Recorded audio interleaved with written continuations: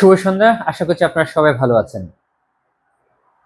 মাননীয় প্রধানমন্ত্রী তারেক রহমান নিষিদ্ধ সংগঠন আওয়ামী লীগ, যুবলীগ এবং ছাত্রলীগের যে অভিযান চলছে সেই অভিযানটিকে আরো জোরালো করার জন্য নির্দেশনা দিয়েছেন।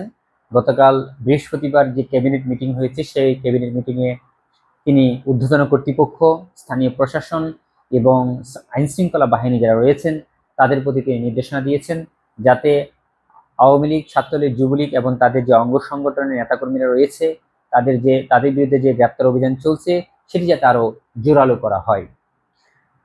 আপনারা জানেন গত 5 দিন আগে সাবেক প্রধানমন্ত্রী শেখ হাসিনা তিনি রয়টার্সকে বলেছেন যে আগামী ডিসেম্বর নাগাদ তিনি বাংলাদেশে ফিরে আসবেন এবং ওনার বিরুদ্ধে যে মামলা মোকদ্দমা চলছে সেগুলো তিনি মোকাবেলা করবেন। সে সাথে তিনি বলেছেন যে শীর্ষ নেতৃবৃন্দ যারা দেশের বাইরে রয়েছেন তারাও কিন্তু দেশে ফিরে এসে মামলা মোকদ্দমা মোকাবিলা করবেন।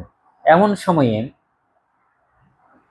সময়ে সরকার প্রধান তারেক রহমান গতকাল তিনি আওয়ামী লীগের যে গ্রেপ্তার অভিযান চলছে সেটিকে জোরদার করার যে নির্দেশনা দিয়েছেন এর প্রেক্ষিতে কতটুকু আওয়ামী লীগ রাজনীতি করে যাবে এবং তিনি সেই নির্দেশনায় বলেছেন যে আওয়ামী লীগের কোনো নেতৃবৃন্দ বা নিষিদ্ধ সংগঠনের কোনো নেতৃবৃন্দ বা নেতাকর্মীরা যাতে আইন শৃঙ্খলা অবনতি ঘটাতে না পারে এবং যাতে তারা রাস্তায় বের হয়ে মিছিল মিটিং করতে না পারে সে বিষয়েও তিনি নির্দেশনা দিয়েছেন। তাহলে এখন আওয়ামী লীগের রাজনীতি কি তাহলে আরো একটু কঠিন হয়ে গেল? একদিকে নিষেধাজ্ঞা, অন্যদিকে সরকারের গ্রেপ্তার অভিযানের যে নির্দেশনা এবং যাদের বিরুদ্ধে মামলা রয়েছে এবং যাদের বিরুদ্ধে অভিযোগ রয়েছে তাদের বিরুদ্ধে যে গ্রেপ্তার অভিযান নির্দেশনা দিয়েছে।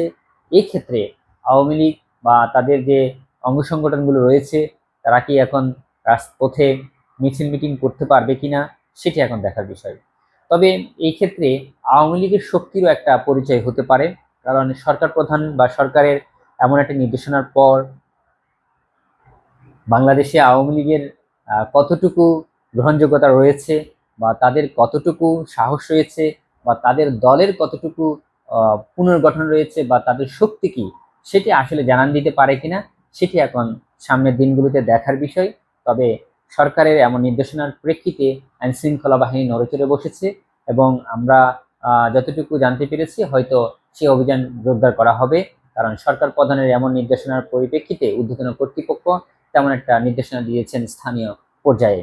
তো এখন দেখার বিষয় গণতান্ত্রিক এই রাষ্ট্রে নিষিদ্ধ এই সংগঠনটি কিভাবে ঘুরে দাঁড়াতে পারে, আদৌ তারা ঘুরে দাঁড়াতে পারবে কিনা নাকি তারা বিলীন হয়ে যাবে সেটি আসলে একমাত্র জনগণ এবং সেই সকল দলের নেতাকর্মীরা এবং কর্মীরা আসলে সবচেয়ে ভালো জবাব দিতে পারবে।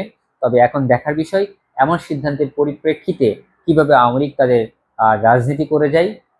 এবং আমরা জানি আওয়ামী লীগ একটি বৃহৎ একটি রাজনৈতিক সংগঠন এবং এই নির্দেশনার পরিপ্রেক্ষিতে আবার আমরা স্বরাষ্ট্রমন্ত্রীরও বক্তব্য শুনেছি। ও বলেছেন যে তারা রাজনৈতিক দলটিকে নিষিদ্ধ করতে চায় না, তারা আইনের মাধ্যমে নিষিদ্ধ করতে চায়, অর্থাৎ আইন ফয়সালা করবে তারা রাজনীতি করতে পারবে কি পারবে না। অন্যদিকে সরকার প্রধানের এই ধরনের নির্দেশনা আসলে একটা মিশ্র প্রতিক্রিয়া রাজনীতির মধ্যে চলছে। এখন দেখার বিষয় তারা আসলে কতটুকু ঘুরে দাঁড়াতে পারে আর সরকারও কতটুকু তাদেরকে দমন পীড়ন বা তাদেরকে নিয়ন্ত্রণ করতে পারে সেটি এখন দেখার বিষয়। তো দর্শক, এই ছিল আজকের মতো। অন্য কোনো দিন অন্য কোনো বিষয় নিয়ে আবারও হাজির হব। ধন্যবাদ সবাইকে।